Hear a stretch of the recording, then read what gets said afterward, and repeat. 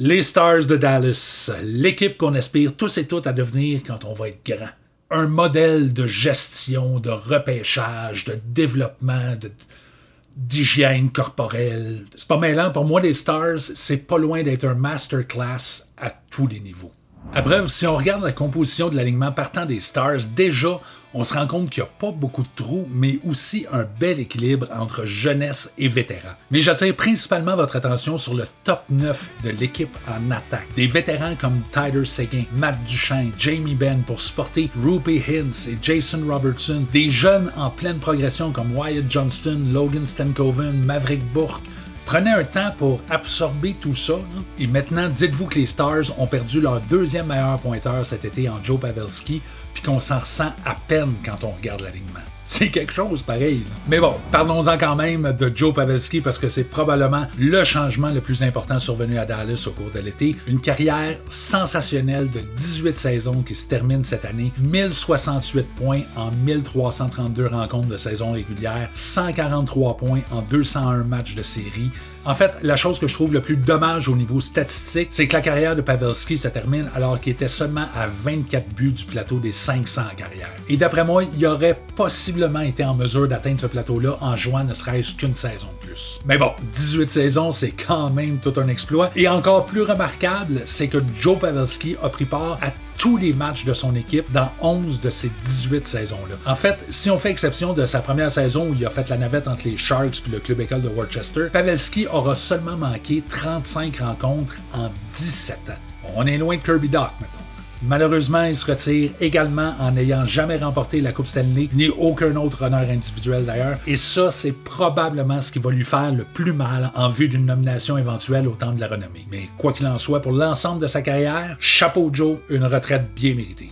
Mais bon, revenons maintenant à l'équipe en place. Personnellement, ça fait 2 ans que je prédis une Coupe Stanley à Dallas en début de saison. En fait, ça fait 2 ans que je prédis une finale entre les Stars et les Rangers. Et je récidive encore cette année pour ce qui est des Stars. C'est mon équipe favorite pour remporter les grands honneurs avant le début de la saison. Et la raison est simple, c'est qu'on est bon partout. Offensivement, on vient d'en parler, on n'a pas beaucoup de trous. En défensive, même si on a perdu quelques plumes, on est encore très solide. Et devant le filet, on a un des meilleurs jeunes gardiens de la Ligue nationale en Jake Oettinger. Sur un plan individuel, il n'a pas connu la meilleure saison statistique de sa jeune carrière la saison dernière, mais un très beau parcours en série. Et ça demeure un gardien qui peut gagner des matchs à lui seul, même s'il a rarement besoin de le faire. En carrière, jusqu'à présent, Oettinger monte une moyenne de 2,51, un pourcentage d'efficacité à 913 en 184 départs, et il a seulement 25 ans. Il écoule cette année la dernière année de son contrat et sera agent libre avec restriction l'été prochain. J'ai hâte de voir la prochaine entente qu'il va signer. J'espère pour les Stars que ses demandes seront pas trop astronomiques parce qu'on est en train de bâtir quelque chose de vraiment spécial à Dallas d'après moi et Jake Oettinger fait partie de cette équation-là. Évidemment, il y a plein d'autres joueurs dont je voudrais parler. Roope Hintz, Miro Iskanen qui selon moi sont 2 des joueurs les plus sous-estimés de la ligue. Jason Robertson qui a connu une moins bonne saison l'année dernière mais qui frôle quand même le 1 point par match. Logan Stankoven, Maverick Bourque qui devrait avoir un poste régulier dans la formation cette saison. Mais il y a 2 jeunes joueurs dont l'éclosion la saison dernière ne peut être passée sous silence et le premier des 2, c'est l'attaquant Wyatt Johnston.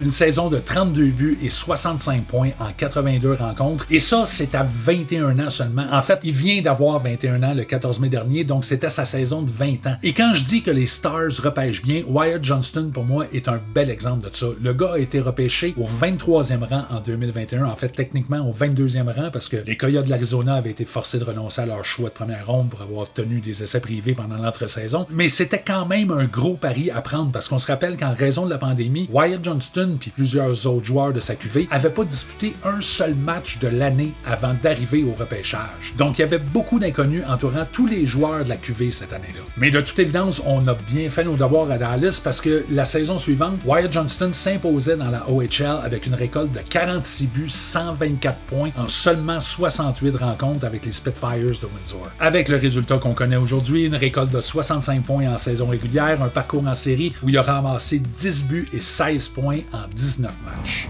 Mais Wyatt Johnston n'est pas le seul à s'être fait remarquer la saison dernière. L'autre joueur qui est apparu à Dallas et qui aura eu tout un impact sur la saison des Stars, c'est le défenseur Thomas Hardy. Ça faisait quand même un bon bout de temps qu'on l'attendait à Dallas après l'avoir repêché au premier tour de l'encan 2019. Un gros défenseur mobile de 6 pieds 3, 205 livres, avait connu une bonne première saison dans la Ligue américaine, mais ça semblait un peu plus périlleux par la suite. On y avait donné entre autres plusieurs matchs à Dallas il y a 3 ans, mais ça semblait pas fonctionner, donc on l'a éventuellement retourné au club école. Puis il y a 2 ans, après une bonne saison dans la Ligue américaine, on l'a fait jouer en série où il a plutôt bien paru avec une récolte de 9 points en 19 matchs, et on dirait que ça a été sa rampe de lancement. Saison exceptionnelle l'année dernière avec une récolte de 15 buts et 45 points en 79 rencontres, deuxième défenseur le plus utilisé de l'équipe derrière Miro Iskanen. S'est fait un peu plus discret en série avec une récolte de seulement 4 points en 19 matchs, mais a quand même maintenu un temps de glace moyen de près de 24 minutes par rencontre et a terminé au premier rang parmi les défenseurs de l'équipe avec un différentiel de plus 8. Avec le départ de Chris Tanev, de Ryan Suter et de Nils Lundqvist, qui lui semble s'en aller nulle part, on risque de confier encore plus de responsabilités à Harley cette saison, donc j'ai hâte de voir comment il va réagir. Je pense qu'il a le talent pour s'établir comme un solide défenseur numéro 2 dans la Ligue nationale, mais il reste qu'il est encore jeune à 23 ans, donc il faut juste garder en tête que ce qu'on voit de lui présentement, c'est pas encore le produit fini et qu'il va continuer de s'améliorer.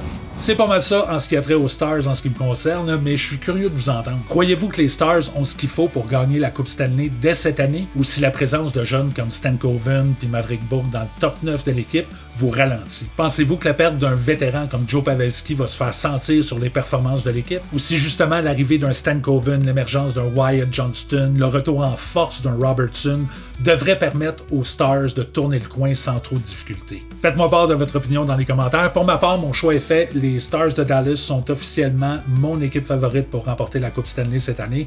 Et ça, quand tu fais une prédiction sur Internet, c'est pour la vie. Puis au pire, si jamais je me suis trompé, je vais juste prétendre que cette capsule-là a été faite par intelligence artificielle puis que j'ai rien à voir là-dedans. Oh, ça tu vois, j'aurais peut-être dû garder ça pour moi, par exemple. OK, ciao!